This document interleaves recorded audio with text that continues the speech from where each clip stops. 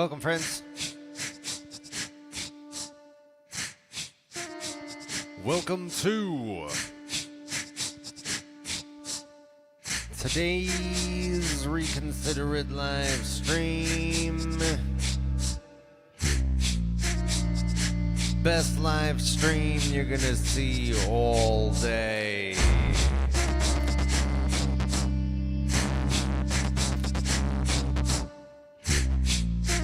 And here on this live stream,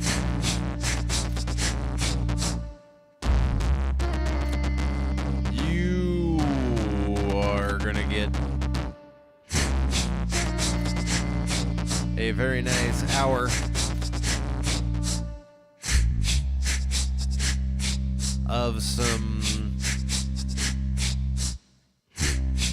improvised live looping, vocals only going into the looper. I'm gonna bring in the synth as well, synthesizer. Synthesizer isn't hooked up to the loopers, but you're gonna get some synthesizer here today as well. We are doing a tinkering in the studio stream. There will be some talking about various topics depending upon what the chat activity is.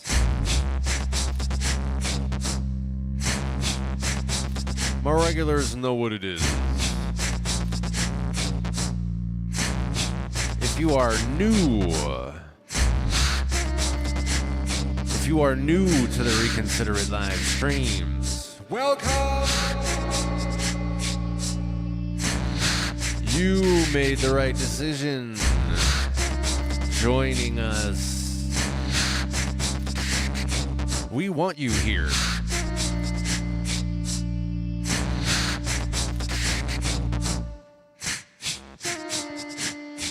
Right now we are hanging out. We are hanging out, warming up, getting the blood flowing to this basic foundation of a beat that I made before the stream began.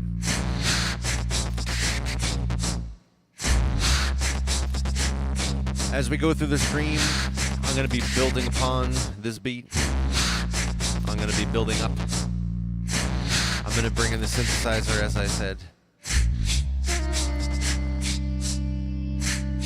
But right now we're in the warm-up phase. And here in this warm-up phase, I need to celebrate. I need to celebrate you.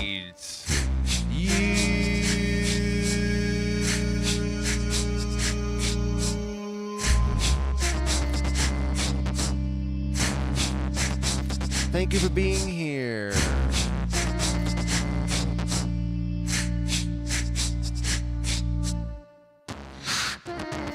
Whether you are joining us live in the chat, or you are joining us live and you are not in the chat,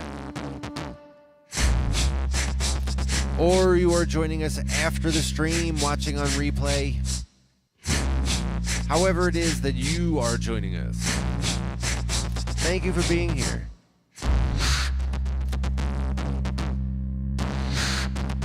I'm going to celebrate you at this time in this way. I have got my drink. I am going to count up to 3. At that time, you are invited to join the rest of us as we cheers along and celebrate our togetherness. 1. Whoa. That's a really good count up. 2. That's good. Count up is in effect, my friends. 3. Clink. Cheers, mama.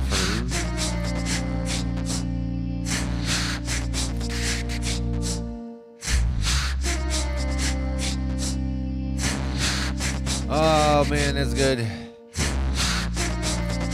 That's what I needed to satisfy everything that I had a needing of and for, to, through, and with.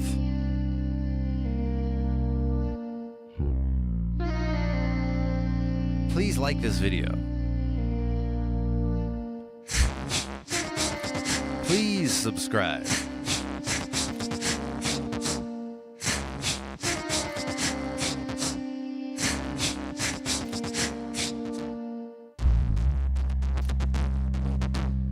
I see right now that viral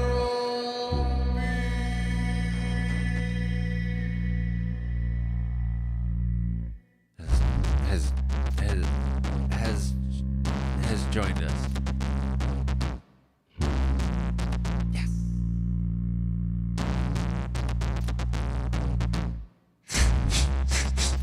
So this is a tinkering in the studio stream, which means there's absolutely no structure whatsoever, other than the fact that I'm going to be building up a beat. That's it. We don't know. My regulars know what it is when it comes to how I build my beats. It's all vocals. The bass line, this percussion you hear, this other one. This kind of sounds like my voice. You can hear that this one's a voice. That sounds like a voice. But you can see how the looper changes how it sounds and whatnot. So all of my beats on the loopers are all vocals. But I do also have this synthesizer here, courtesy of the man himself, Viral Beats.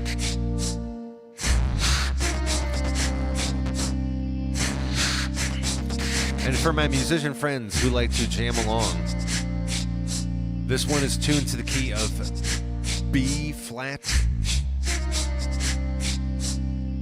Beats per minute is 151.6.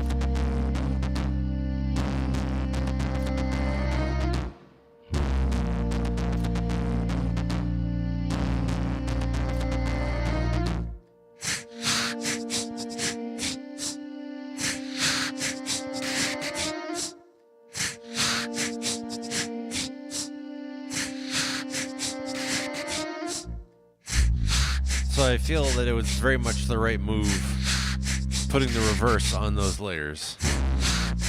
That sounds great. Doing the reverse like that. So that was a good move.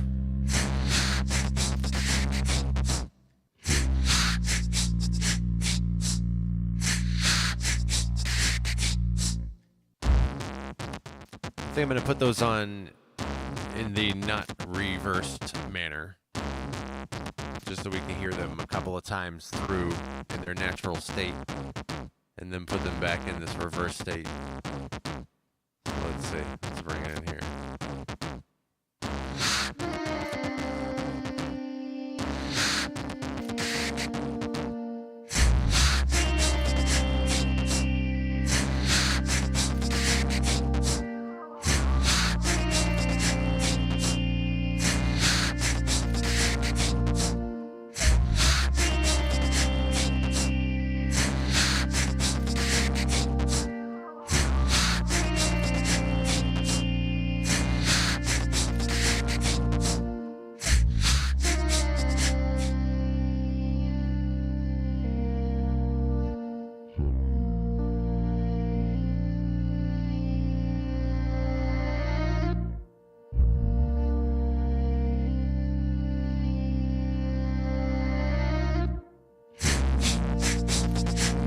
I mean, they both do have merit.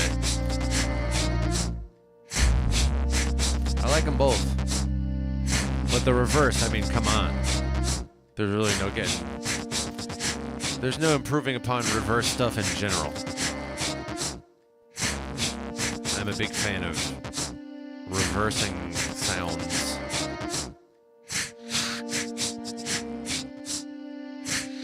I used to do it a lot more years ago.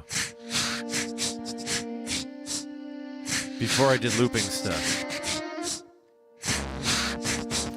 I actually have not done a lot of reversing in my looping, but I should.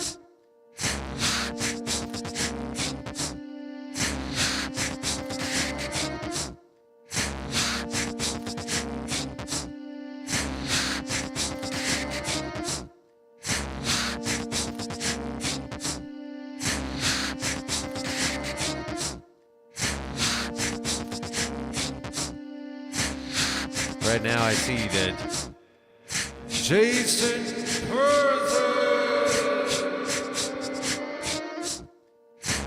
has entered the chat. Welcome.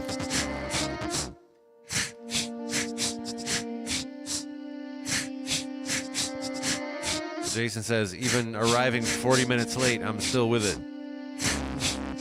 Yep.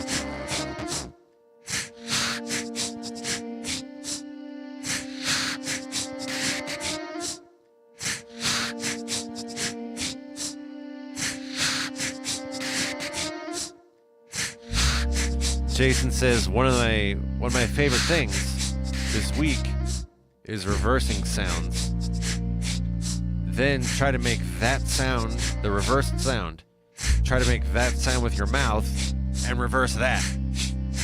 Yeah, that's I'm with you on that. I would agree that is a eerie type of effect.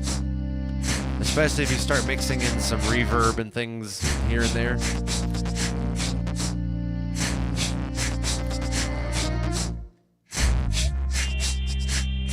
But yeah, I love that reverse stuff.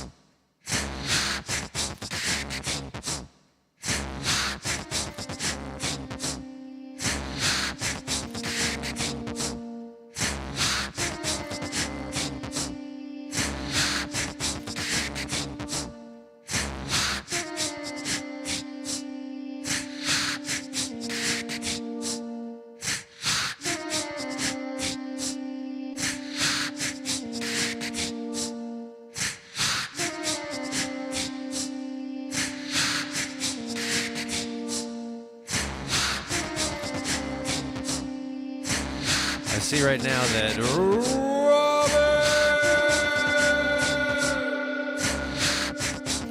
has joined us. Also, I see Jason is following up from before on the, like, trying to make the sound with your voice and then doing all of this and record it like that and then reverse that. And I said try it with some reverb. Jason comes back and says, hey man, I just tried that. And boy, it was great. It's got this pre-verb. It sounds cool. Yeah, it's really nice, isn't it? Robin says, oh, I'm so happy to see you excited about the reverse reverb.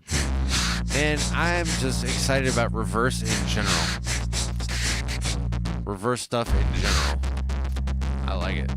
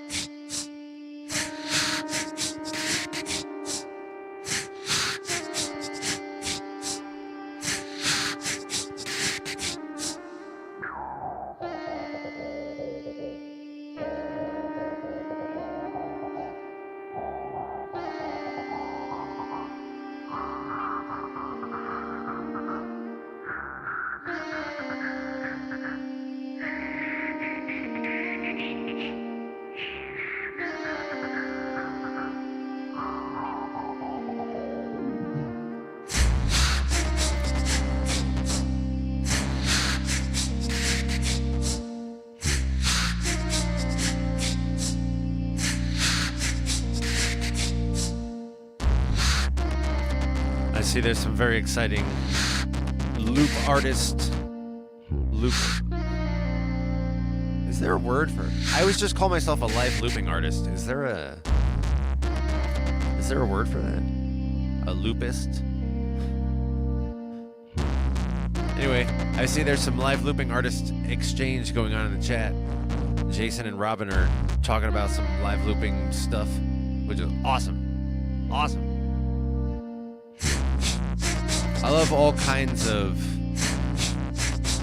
ways that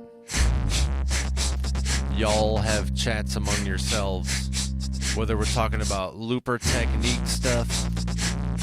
And by the way, if you do want looper technique stuff, make sure you also come to any 505 beat making streams.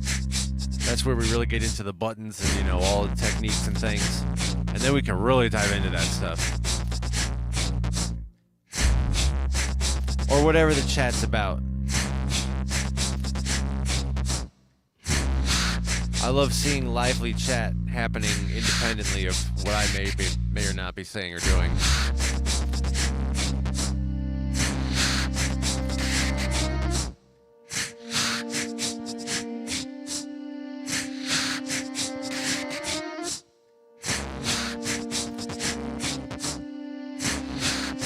Jason says, I'm just beginning. I got my MK2 about 5 months ago and had never used a microphone before. That's good. That's a good place to start.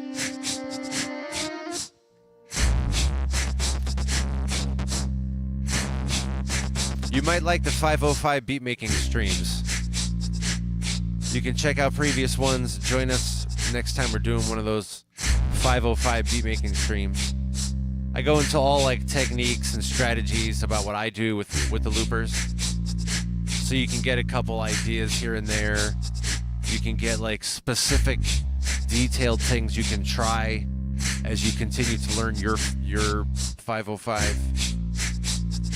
Those are pretty good streams as you're exploring 505 techniques.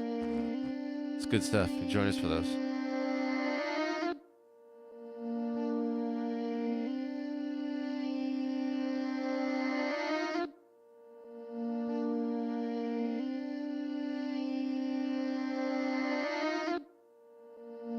Robin is sharing a nice insight.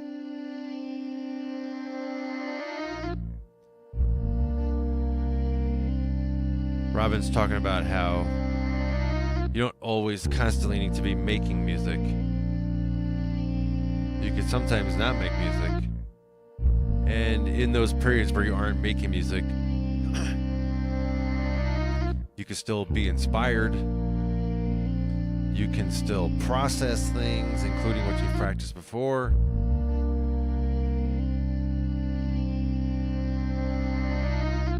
Robin continues and says, I'm not just like musing here and thinking out loud. I've actually studied music theory. And learning about prior learning processes is an important element.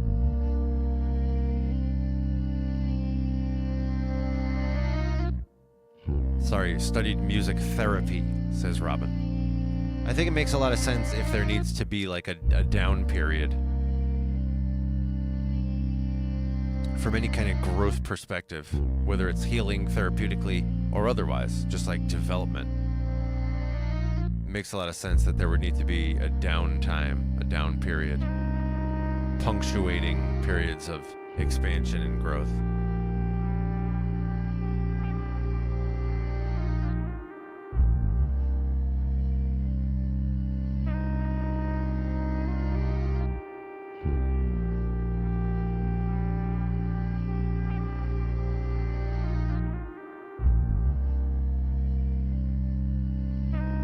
Jason says, as I'm learning this looper and microphone stuff, I put a lot of pressure on myself. You're in good company. A lot of people do that. Did you know that I'm a professional educator? I've been an educator for just under 25 years. I've been an educator. I'm actually the lead at my company for like how our team of trainers, we're professional trainers in a business setting, not like personal trainers, not like that kind of trainer, but in a business setting. Like, how is it that people should be training? I am the lead of all of that.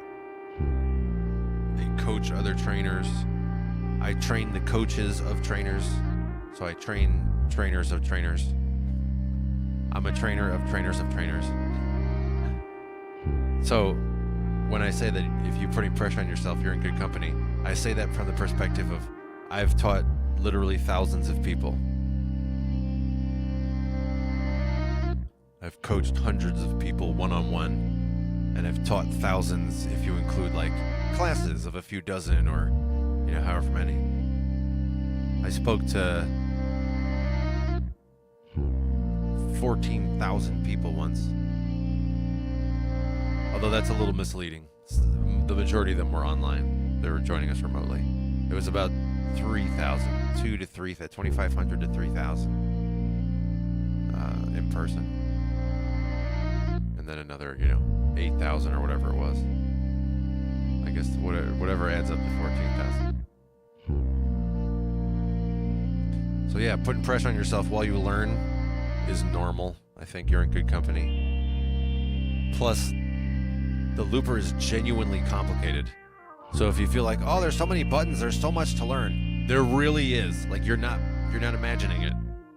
There actually is a lot. That's why, again, I do those 505 beat making streams. They help solve that problem a little bit, because we just do like one little simple thing at a time, and that'll give you a way to get started and just a way to start slapping together a beat. And then you can worry about, additional details later. You can worry about mastering everything, every possible everything. You can worry about that later. I haven't mastered everything. I've been using the Mark II here for probably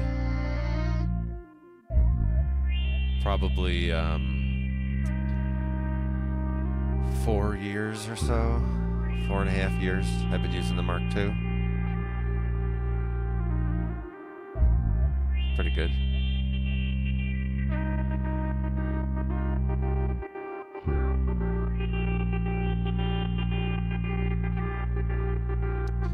Jason says, as an example of where I put pressure on myself, I was doing 3 months of mic techniques, only to find out later I had the EQ set wrong. Oh man, I have a lot of stories like that. I was just telling a story on a stream recently where I was doing a live show, like at a venue with a bunch of people there, however many, I don't know, a couple dozen people, 20, 30, I don't know if there was quite 40 people, let's say 20 to 30 people at the venue. And I got on stage with like my whole setup here, including my headphones, but when I got on stage, I actually already had earplugs in. I had earplugs in my ears because I was there at the venue listening to the prior act.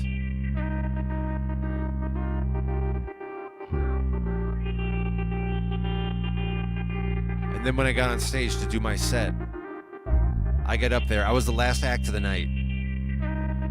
I got up there, the last solo act of the night, let's say. We had this huge, like, 30, 45-minute collaboration with, like, everybody from the whole night came on stage and did this, like, impromptu collaboration. It was awesome. But I was the final, like, solo act of the night. Anyway, I get up there for, like, 14 minutes.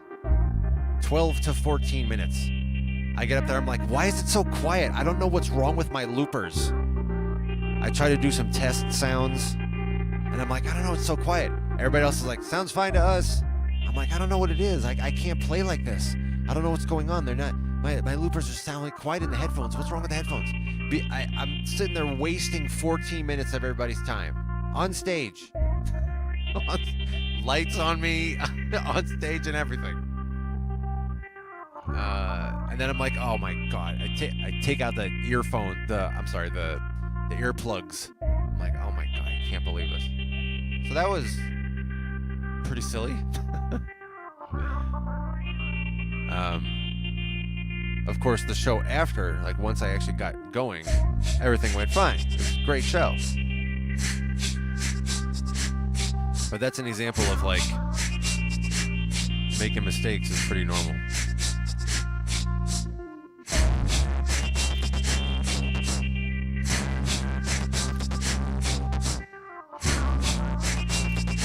Jason says, it seems like artists who have a clear understanding of music theory have a very clean style.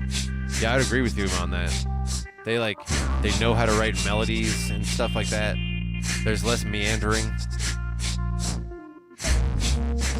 Like, I'm not much of a music theory person. So when you see me go play around on the synth, I'm like, do.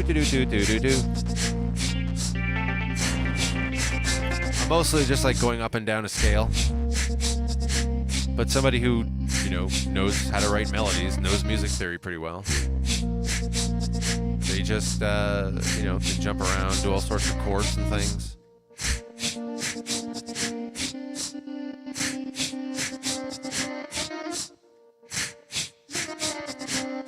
Oh, that was clean.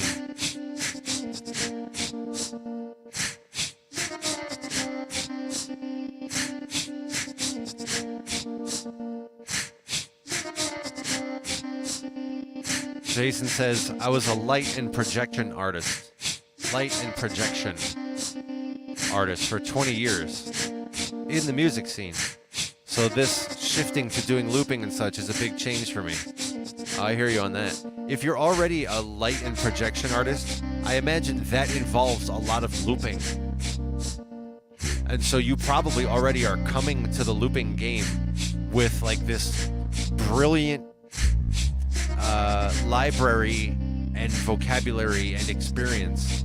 There's so much that you're going to take from all of your lighting and production experience, and you're going to find ways to translate it into music that are just like this brilliant genius stuff that nobody would have ever thought of if they've always come to it from a music perspective. But because you have all of this light show visual production perspective, you're going to do some like really awesome stuff. People are not going to be able to figure out your style. It's going to be really cool.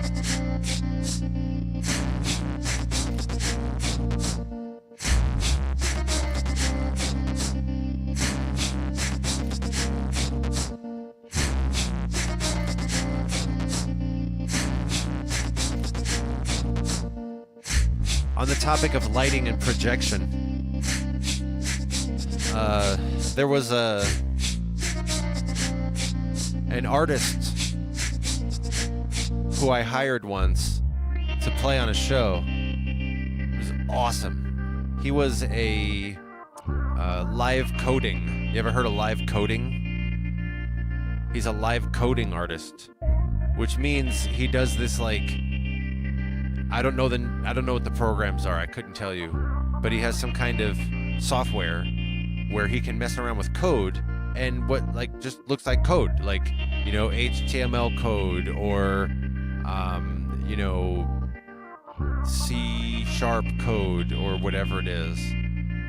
The different programs have different languages.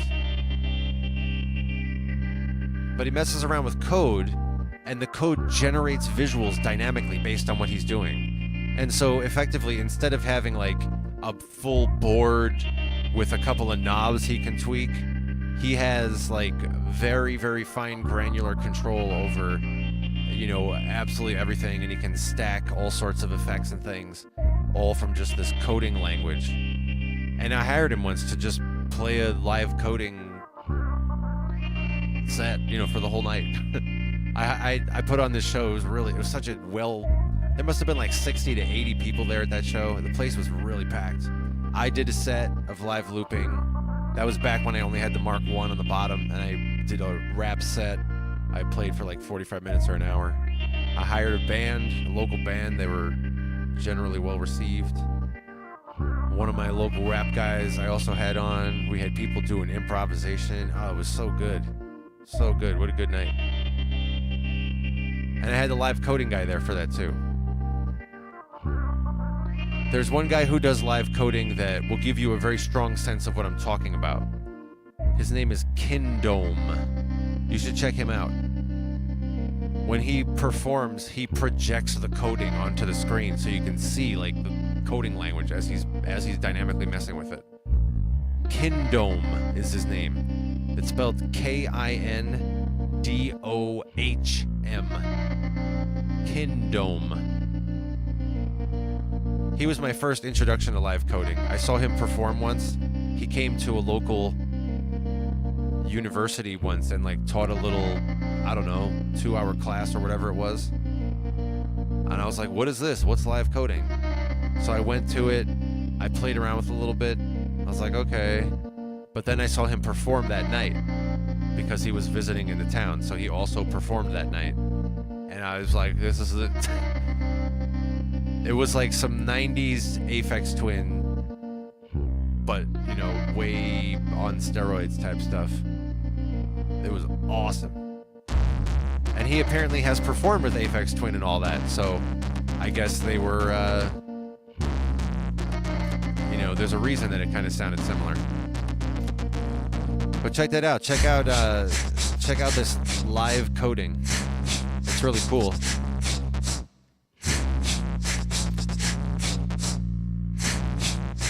That live coding artist who I hired for the visuals, I could probably, I don't know if he still does that stuff. I could probably hire him again if I were to do it, if I were ever to do a, you know, a live show at a venue.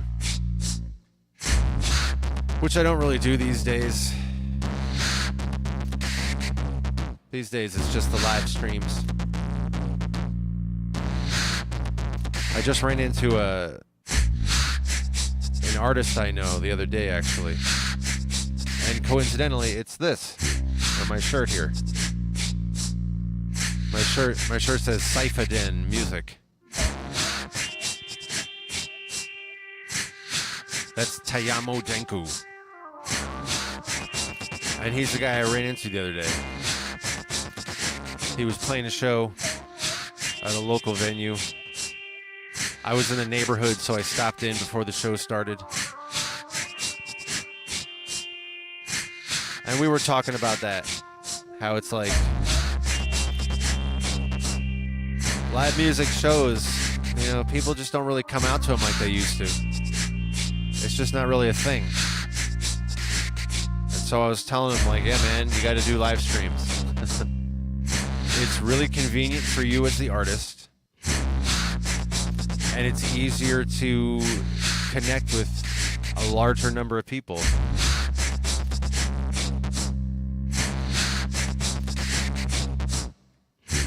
There's a lot of chat for me to get caught up on here. I'm going to get caught up on the chat here.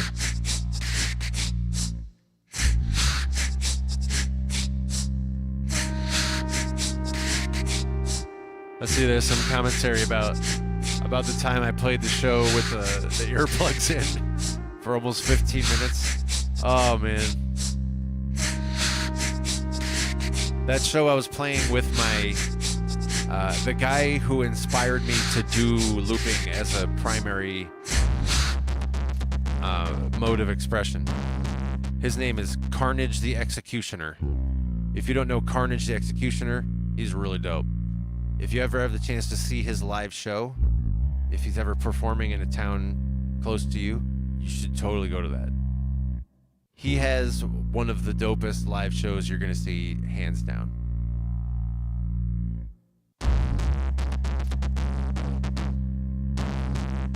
And I opened for him a couple of times. The first time I opened for him, I was like, what is this? He does beatbox looper stuff.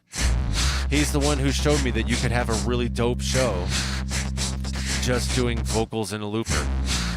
Now, he's got a really old school setup. He doesn't have what I have. He made his own looper setup with like all sorts of pedals chained together with cables and things.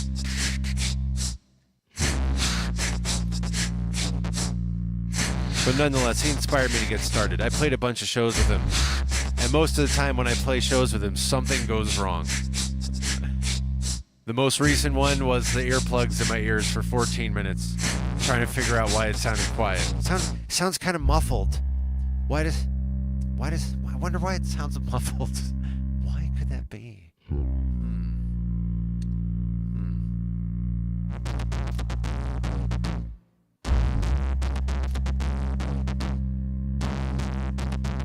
Robin says, I haven't yet gigged with my loop station because of fear of not being prepared for the technical difficulties.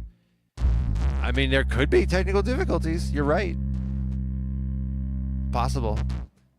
I played a ton of open mics with it before I did any shows. And I hit technical difficulties for sure. There's a lot I had to learn. There's a lot I learned the hard way. There's a lot of like, this entire show was a complete waste, but I learned a lot. A lot of that happened. So there's this need to have a spirit of willingness to learn, willingness to, fall and scrape your knees, so to speak, to get hurt a little. A willingness to do that. And that's how you get good. So yeah, you can have the fear of not being prepared, and you should go do it anyway. Start with open mics, where there's like 4 people there, and they're all other artists who are just impatiently waiting for their turn. Once in a while, you get a good open mic with like a general public at it. But most open mics are just other artists who are either like really cool and down with the scene and they're there every week and all that, and they're not being impatient, they're genuinely supporting you and everyone else. Or they're the other category of artist who's like, they're only in the room when it's their turn to perform and then they leave. It's like, okay. By the way, that's bad show etiquette. If you're an aspiring performer and you're thinking about like, oh, if I go perform at a show, whether it's an open mic or like a gig, you playing on the bill, you're going to be on the show. Good show etiquette includes the following. You should show up before the show begins. You should be there, and it doesn't matter when you're going to play. You should be there before the opening act starts. Before the host of the evening gets on the mic. You should already be there. And you should stay there until the last act is over. And the host says, all right, friends, thanks for coming. You should be there for the whole thing. That's best practice for you as a performer. And you sort of hang out with the other performers as well. All right, friends, you know, high five, shake hands, whatever you're gonna do. All right, I gotta go. It's, you know, it's 2:25 in the morning. I really need to go now. But stay.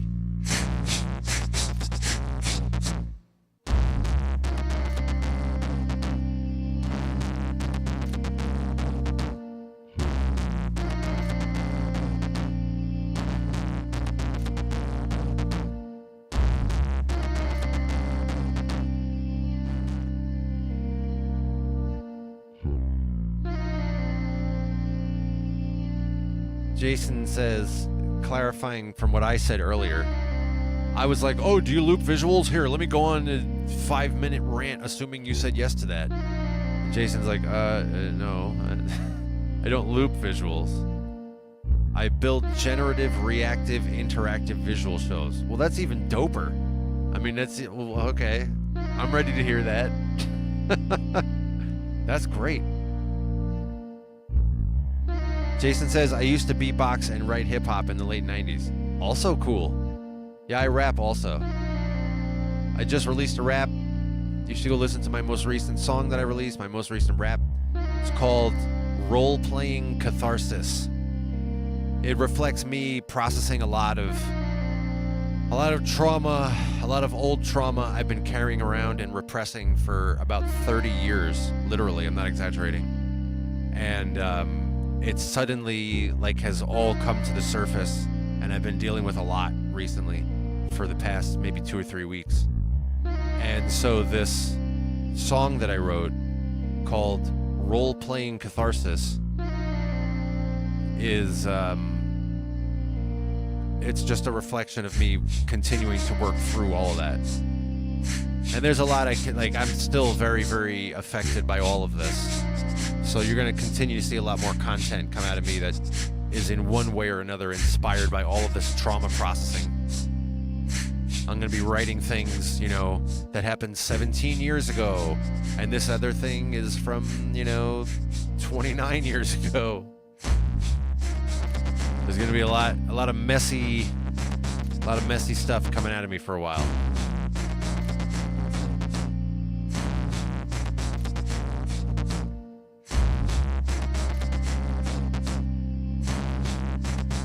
I see that Patchvoop has joined us. Patchvoop says, "Hey, nice jam on the hardware jams." Good. I'm glad you like that. Yeah, I just slapped that together. I just used this one looper. I didn't use both.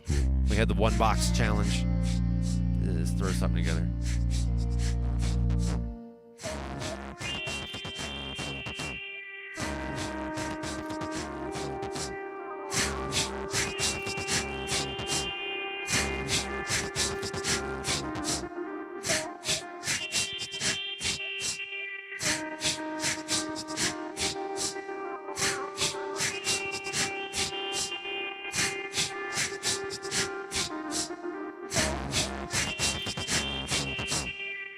I see there's some more discussion around sound engineering and such. This is so cool. I love having you here. People who are very knowledgeable, very experienced. It adds so much having your insights and your contributions.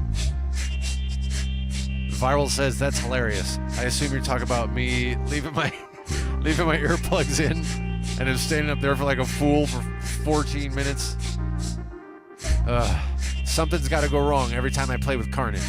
That's why I brought that up. I was playing with Carnage that night. There was one show I played that Carnage had me up to play a show with him. One show where everything went awesome, and I played a solid 30, 35 minutes. It just went perfectly. 4 or 5 songs. Rap songs, good crowd participation, no technical problems or anything. Only once though. Every other show I play with Carnage, some stupid thing happens. Oh man.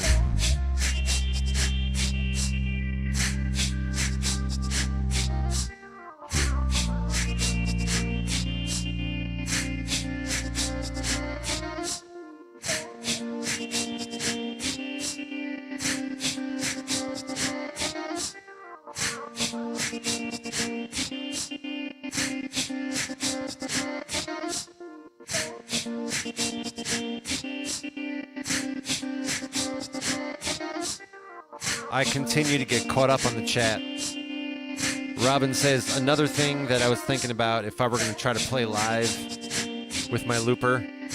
Previously, the sound quality wasn't great on my looper, but now that I have the MK2 and some other gear, it's sounding really good. Yeah, the MK2 really is a huge leap. I always say that, like every time it comes up, what does the MK2 bring? It's such a gigantic leap forward as compared with the Mark I.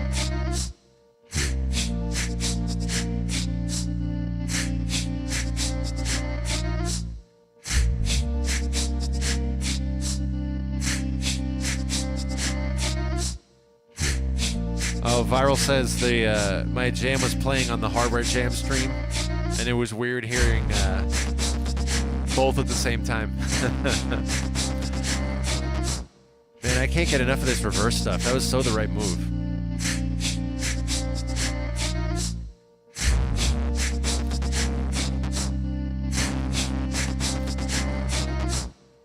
Robin says, it's good that you're going through all this trauma and getting this out of your system. I'm realizing that as well. Currently, my main focus is in my personal life. Yeah, mine too. That's my main thing. That's my main thing right now. There's so much. And like I say, 30 years of just a lot of unresolved bad stuff that, has accumulated. And I had an experience or a series of experiences recently that sort of jostled loose all of my 30 years of repressed trauma, and it just all came spilling out. And I've had I think 2 or 3 weeks. I'd have to look at a calendar. What even is today? It's been about 2 or 3 weeks.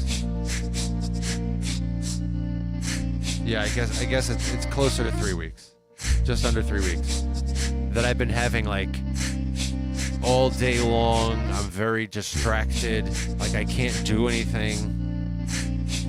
I've gotten a lot better. It was more intense at first. I can, get through tasks. I can do things, but I come back to this intense distractedness. There's a lot of pain. There's burning sensations in what you'd call your chakras in a yoga type system.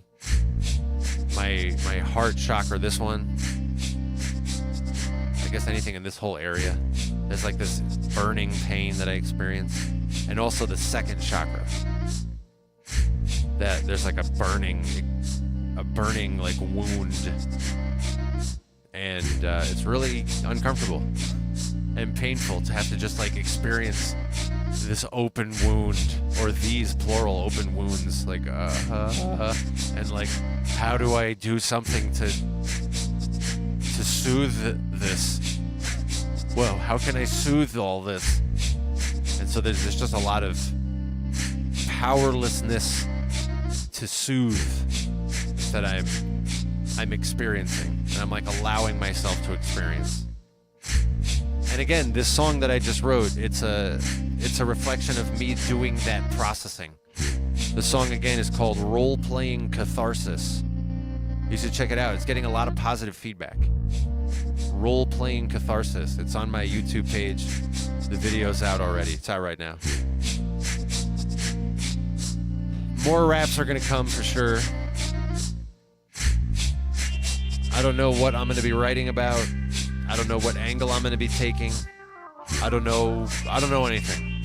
But as I say, things are still messy for me in my personal life.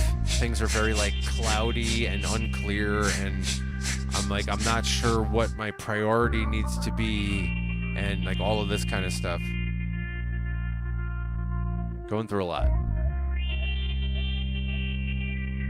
And making significant, almost shockingly significant, large steps forward, I should add. So I sit here saying how I'm doing all this trauma processing and making a lot of progress. So that's good. There's a lot that I'm able to take responsibility for. There's a lot that I need to grieve or mourn that I'm not really ready to do. So it's like there's so much more that needs to happen. But I am making significant progress already, which is hopeful. It's a very hopeful turn of events.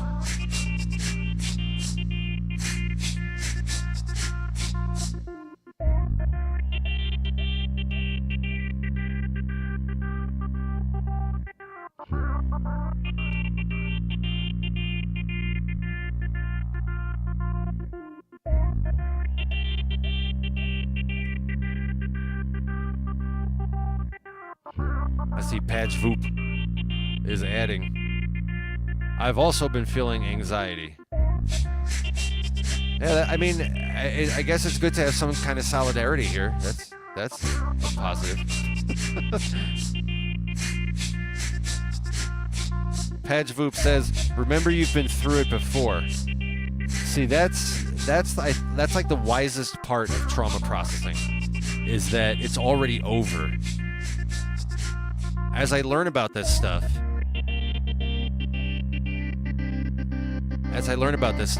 and trauma processing and such,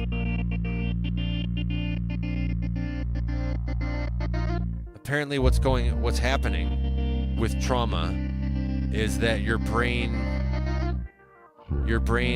can't tell that it's in the past. Like, that's what trauma is. It's like you're stuck on something that you believe is currently happening, even though it might be. It might be happening, but it's not necessarily. It's that the triggered trauma is this remembered experience that was too much to handle. And because it was too much to handle, it got locked somehow. Some people say it's literally physically locked, physically, like, in your body, and your emotions, like, keep it stuck there. I don't know if that's, conclusively demonstrated in an actionable manner, but it sounds like a plausible, I don't know, at least metaphor. So I'm dealing with a lot of that, and it stinks, but it is helpful, as Patch Voop says. It is helpful to remind yourself on a conscious level, like, I've already been through this. I've already seen it all the way to the end. I've already lived through it. It's done already. Because that's what your brain isn't experiencing. Your brain is not experiencing the end of it. Your brain is, like, stuck in the middle of it because you couldn't finish processing it when it happened. So you gotta, like, remind yourself on a conscious level, this is already done. It's not still happening. So yes, good, I'm glad you bring that up. That's a good, helpful thing.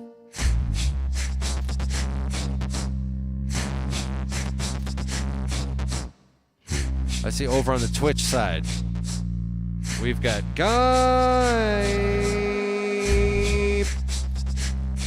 making a comment about Discord. I do have a Discord. It is very inactive. I have it. I don't use it. I don't use it very heavily, that is. I do share some things there a couple times a week at least. I share all of my music there. So that includes all my live streams. That includes new songs that when I release them, like this new song, Role Playing Catharsis. So I do have a Discord. There's only about 13, I think, people there. Let's say around 10 to 15 people.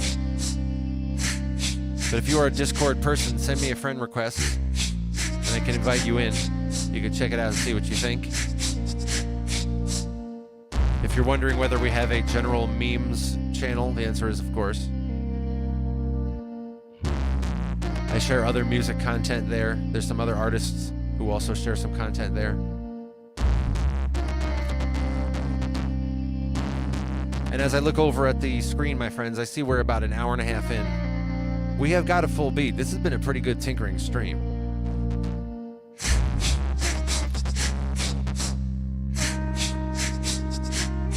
Thank you for being here. Thank you for being part of this very successful tinkering stream.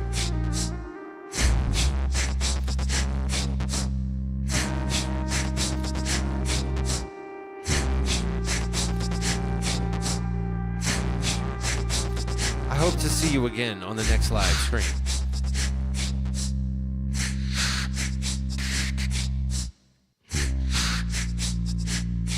My regulars know we have a variety of flavors available here on the Reconsider It live stream.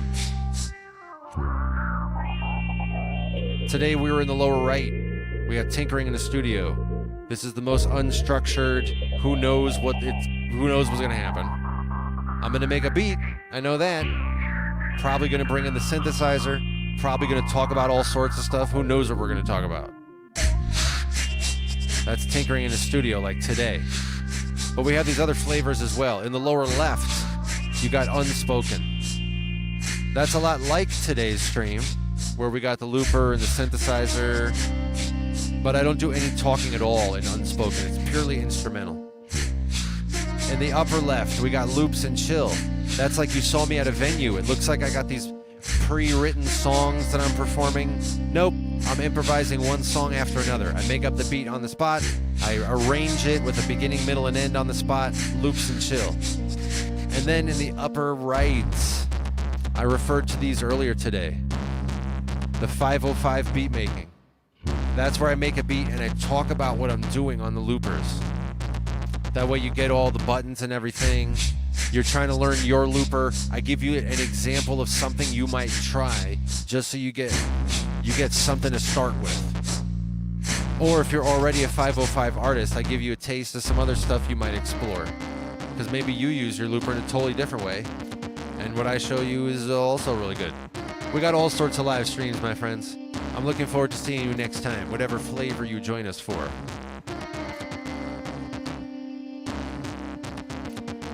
And whatever the flavor is that you join us for, my friends, please have a very good rest of your day today.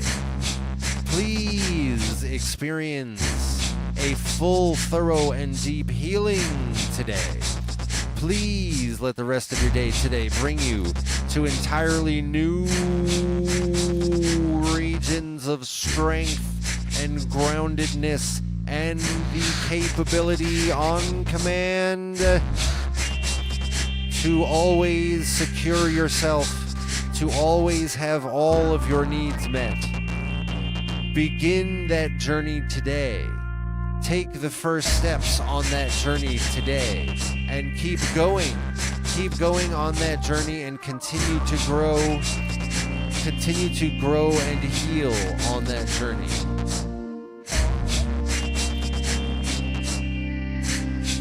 Please let the rest of your day today bring you fulfillment and validation and pleasure and enlightenment and all manner of good things that inspire you and make you want to get up again tomorrow.